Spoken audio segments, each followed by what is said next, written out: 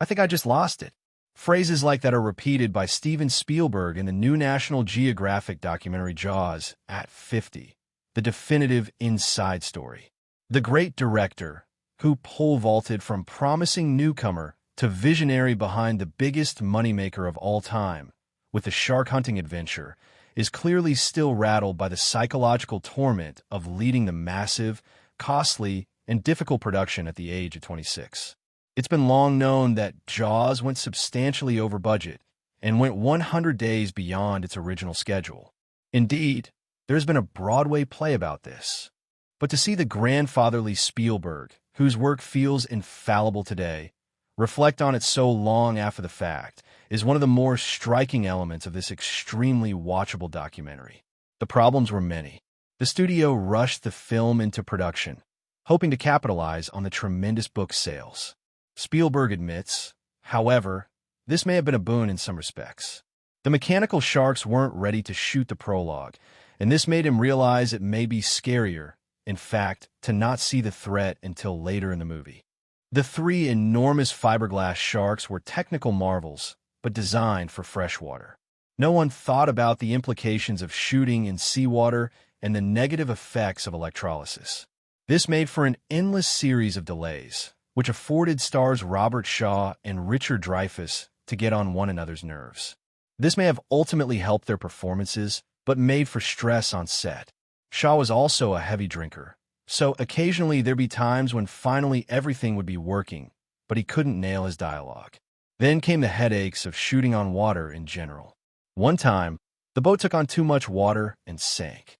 As James Cameron, who knows a thing or two about making wet movies, said in the documentary about filming on water, it doesn't get twice as hard. It instantly gets 5 times as hard. Jaws was Spielberg's first big studio opportunity after working in television and making one small feature, The Sugarland Express. With so much money at stake, Hollywood trades were already speculating if he'd ever work again once he got back from the Martha's Vineyard location. His advocate at Universal, Sid Sheinberg, even flew across the country to sit him down and say, "This can't continue." The frustrations of the actors, crew, and studio investors were on Spielberg's shoulders, but he stuck to his guns because he knew what the movie could be if he got the shots that he needed. He did, as reported in the doc, regularly call his mother and freak out. "Mommy, this is really impossible. Help!" He quoted himself as saying. When the film wrapped Martha's Vineyard, "I had a full-blown panic attack," he said. "I couldn't breathe. I thought I was having a heart attack. I couldn't get a full breath of air. I kept going to the bathroom and splashing water on my face. I was shaking." He continued, "It was everything that I had experienced on the island, trying to hold myself together, but hold the crew together. I felt really responsible for keeping them there for as long as we had to stay." Even though Jaws was a box office hit and cultural phenomenon in excess of anyone's dream, making the cover of both Time and Mad magazines, and it set Spielberg on a career path that ensured he'd always have Final Cut and could even co-create his own studio years later, it didn't stop the nightmares. Spielberg confessed, "I had a real tough time when I finished the movie." He described waking up regularly in a cold sweat, with the sheets soaking wet.